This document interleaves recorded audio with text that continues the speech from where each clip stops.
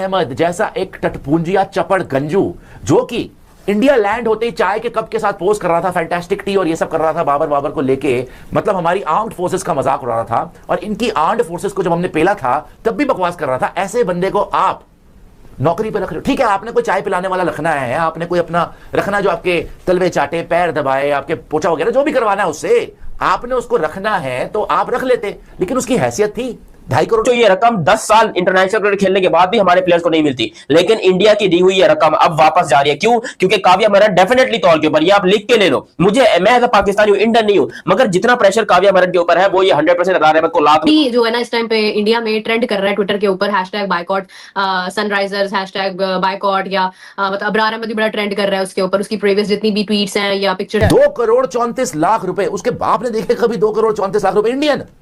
वो तो मेरे ख्याल में बेहोश होगा, मरना क्या होगा भैया, दिल का दौरा ना पड़ गया होगा उसको, इतना पैसा देखे। कितना पैसा भी होता है यार, ये क्या हो गया? वहां तो 50-50 लाख रुपए कटे होंगे ना। जाते ही सोचो, उनके पाकिस्तानी उनके पैसे काट रहे हैं और इंडियंस उनको पैसे दे रहे हैं। वाह भाई वाह, सनराइजर्स वालों तालियां। मेरा जाती कंसर्न है कि हमारे लिए पाकिस्तान में सबसे बड़ी चीज हमारा रिलीजन है। मतलब हम लोग उस पर कोई बात नहीं बर्दाश्त करते हैं कि रिलीजन पे कोई बात करते हैं, वो ब्लास्फेमी फौरी तौर पे उसके ऊपर एक्शन होता है, चाहे वो कितना ही बड़ा हो, कुछ भी हो।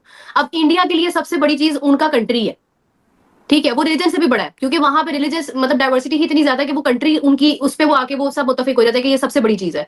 अब जब कंट्री पे कोई बात आ जाती है तो फैक्ट रजिस्टर हो गया कि 100 में कोई लड़का पिक हो रहा है, तो इतनी बड़ी खबर है। मतलब यार हम तो कहते हैं कि बीएसएल सेकंड बेस्ट लीग है, हमें क्या पड़ी हुई 100 में कोई पिक हो रहा नहीं हो रहा, लेकिन चलो ये तो अपनी मजाक की बात है। लेकिन ये आईपीएल वाला एंगल पे जरूर सोचना कि अब लोगों को मान लेना चाहिए कि शायद IPL is the biggest of all, कि उनके जो ओनर भी अगर पाकिस्तानी टीम को के प्लेयर को पिक कर रहे हैं तो एक बहुत बड़ी हेडलाइन वो क्रिएट हो। आपको पता है कि ईसीबी ने ऑलरेडी ये बात बोली हुई थी कि जो फ्रेंचाइजेस पाकिस्तानी प्लेयर्स को इग्नोर करेगी और अगर सबूत मिला कि उन्होंने सिर्फ कंट्री की बेस के वजह से जो आईपीएल के ओनर्स है वो पिक नहीं करना चाहते और उन्होंने नहीं पिक किया, तो उनके अगेंस्ट एक्शन लिया जाएगा। और इसके ऊपर ताजा वाकया हुआ मुस्तफीज वाला जो है, ये अभी एक बहुत लंबी चौड़ी बात नहीं है, ये अभी 2 महीने पहले की बात है। कितना बड़ा वो इशू बना और उसमें गवर्नमेंट से इन्वॉल्व हो गई और सारा कुछ हुआ।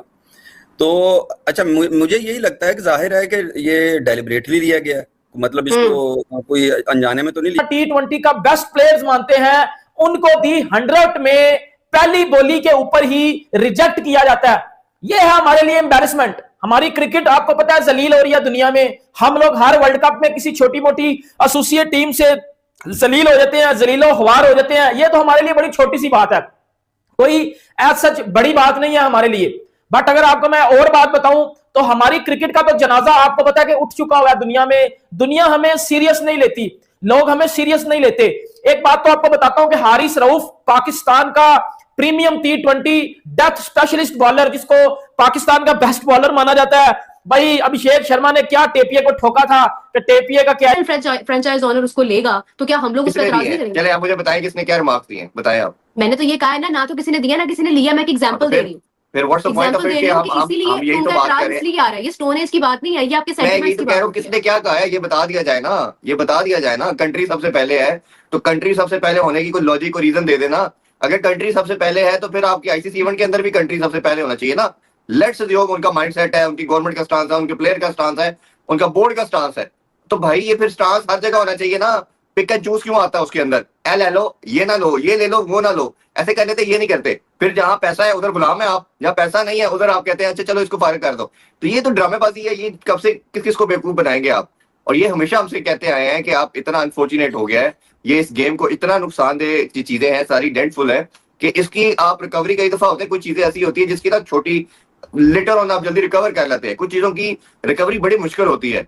तो जो इंडिया अभी कर रहा है, अभी तो सिर्फ इनकी बचत बताऊं किस वजह से हो रही है कि इनकी टीम अच्छा ऐसे हैं, कोई बाय नहीं करेगा तब प्रेशर है, बाय करेंगे तब कोनो का इशू बन जाएगा। जिस मर्जी पाकिस्तानी क्रिकेटर को ले लेते हैं। अब्रार अहमद बाय चांस एक ऐसा है जिसके ऊपर वो तस्वीर लेके लोग सोशल मीडिया के ऊपर काफी क्रिटिसाइज कर रहे हैं। अब सनराइज हैदराबाद उनकी आईपीएल की फ्रेंचाइज है, वो भी अभी शुरू होने वाला आईपीएल भी बाय द वे, उसके ऊपर काफी क्रिटिसिज्म आएगा। उनके जो स्पॉन्सर है उसके ऊपर काफी बातचीत आएगी। शायद इंडिया के अंदर ये भी एक चल पड़े कि बाइकआउट दैट स्पॉन्सर, बला इस तरह की बहुत सी चीजें जो फेस करना पड़ेंगी सनराइज हैदराबाद को एक्चुअली में, जो कि दी 100 में सनराइज लीड्स के नाम से उनकी टीम है। बट पॉइंट ये है, मुझे लगता है एज ए जर्नलिस्ट मैं ये कहूंगा कि जो क्रिकेटर है ना, अब तो दुनिया भर में जो लीग्स हो रही है उनमें ज्यादातर में आपको इंडियन ऑनर्स मिलेंगे। वो चाहे आपको सीपीएल है, एसए T20 है, अब ये दी 100 में भी आ गया, सुनने में आ रहा है कि बिग बैश में भी आ सकते हैं, उसके अलावा ILT के अंदर भी हैं, CPL के अंदर, सो बहुत ऐसे हैं। और ये फर्स्ट टाइम नहीं है कि IPL ऑनर या इंडियन ऑनर ने पाकिस्तानी क्रिकेटर को खरीदा। इससे पहले हमने इमाद वसीम, उस्मान तारिक और मोहम्मद आमिर इनको देखा है कि CPL और ILT के अंदर इंडियन ऑनर्स ने इनको किया था, और ये 3 क्रिकेटर ऐसे हैं जो इंडियन फ्रेंचाइज के अंदर खेले थे। अगरचे इस बार ILT के अंदर जो पाकिस्तानी क्रिकेटर खेले वो इंडियन ऑनर्स नहीं थे, जो डेजर्ट वाइपर में खेले थे उसमें नसीम शाह थे, हसन नवाज थे, और उस्मान तारिक भी बाद में आ गए, फखर जमान भी थे, और वही जीती है बाय द वे। अच्छा, मैं एक चीज बताऊं, पाकिस्तानी क्रिकेटर्स किसी इंडियन जो है लीग टीम के मालिक ने किसी पाकिस्तानी को परचेज नहीं किया था। वो एक गोरा था जिसके अंदर जो है ना तमाम पाकिस्तानियों को परचेज किया गया, और उन तमाम पाकिस्तानियों वाली टीम ही फाइनल जीती, ठीक है। और उसके बाद तो पाकिस्तानी खिलाड़ियों के जो मार्केट के अंदर आग लगी, उसके बाद तो पाकिस्तानियों ने तहलका मचा दिया।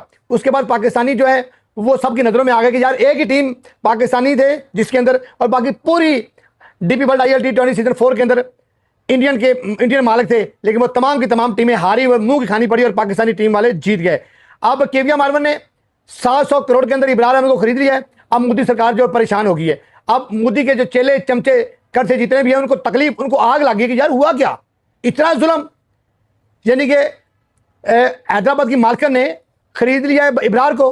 अब उसको भी पता है कि भाई, तो भाई वीडियो में आपने देखा किस तरीके से फिलहाल जो सब भी चल रहा है सनराइजर्स हैदराबाद के साथ, इसका रिस्पॉन्सिबिलिटी उनको खुद उठाना पड़ेगा। क्योंकि अगर आप देखो तो पिछले 20 साल में 2 डेकेड्स मतलब 20 साल में पहली बार ऐसा हुआ है कि किसी इंडियन ओनर ने पाकिस्तानी खिलाड़ी को अपने टीम में साइन इन किया है। फिलहाल अभी मैं जो बात कर रहा हूँ, वीडियो देख के आपको समझ में ही आ गया होगा कि मैं द 100 लीग के बारे में बात कर रहा हूँ, जो कि इंग्लैंड के अंदर होता है। तो उसमें एक्चुअली सनराइजर्स हैदराबाद एक ओनर, एक टीम है वहां पे। सनराइजर्स हैदराबाद का एक फ्रेंचाइजी है, वो कौन सा है अभी मुझे याद नहीं आ रहा, लेकिन वहां पे जो काव्या मरन है वही सेम ओनर है, वही सेम डैनियल विटोरी जो है अपना हेड कोच है वहां पे।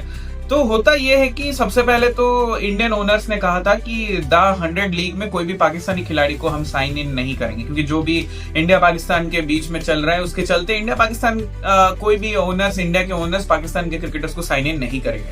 लेकिन बाद में ये ECB की तरफ से लेटर आया कि अगर ऐसा हमें पता चलता है कि कोई भी इंडियन ओनर नेशनलिटी के चलते खिलाड़ियों को अगर टीम में नहीं ला रहे हो, तो ये चीजें हम टॉलरेट नहीं करेंगे, हम उस ओनर्स के ऊपर, उस टीम के ऊपर फाइन लगाएंगे। तो इनसे डर के होता यह है कि जब ऑक्शन होता है, द 100 लीग का अभी नया सीजन शुरू होने वाला, उससे पहले ऑक्शन चल रहा था, एंड उस ऑक्शन में इतने सारे टीमों में से एक सनराइजर्स हैदराबाद तो नहीं, मतलब सनराइजर्स की फ्रेंचाइज, उसमें से जो काव्या मरन और डेनियल विटोरी बैठे थे ऑक्शन टेबल पे, उन्होंने अबरार अहमद के ऊपर बेट लगाया। उन्होंने अबरार अहमद को खरीद भी लिया है खुद के टीम में। अगर इंडियन प्राइस की बात करूं तो 2.34 करोड़ के आसपास का पैसा है INR में, अगर मैं बताऊं। एंड यही सेम चीज अगर आप पाकिस्तानी रुपीस में अगर आप कन्वर्ट करो तो 7 करोड़ पाकिस्तानी रुपीस में उसमें कन्वर्ट होता है। तो मतलब अबरार अहमद को एक इंडियन ओनर ने साइन किया अपने टीम में खेलने के लिए, और वो भी 7 करोड़ रुपए देके। अब यहाँ पे बात किसकी हो रही है वो पहले अच्छे से समझ लीजिए। बात हो रही है यहाँ पे अबरार अहमद की। वही अबरार अहमद जो ऐसे चाय का मतलब कप हाथ में लेके नीचे कैप्शन लिखता था सोशल मीडिया के ऊपर कि टी इज फैंटास्टिक।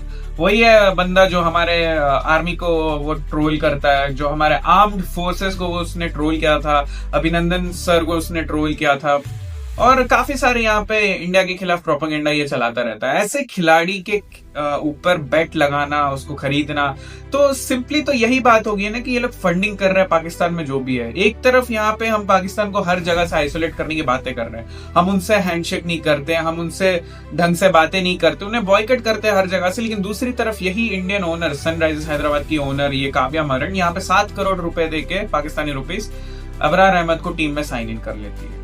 ये एक बहुत बड़ा नेशनल इशू बन चुका है। और अगर आप सनराइजर्स हैदराबाद का ऑफिशियल इंस्टाग्राम पेज पे जाओ तो वहां पे पूरी तरीके से हेट कमेंट्स भरे पड़े हैं सारे इंडियंस की तरफ से।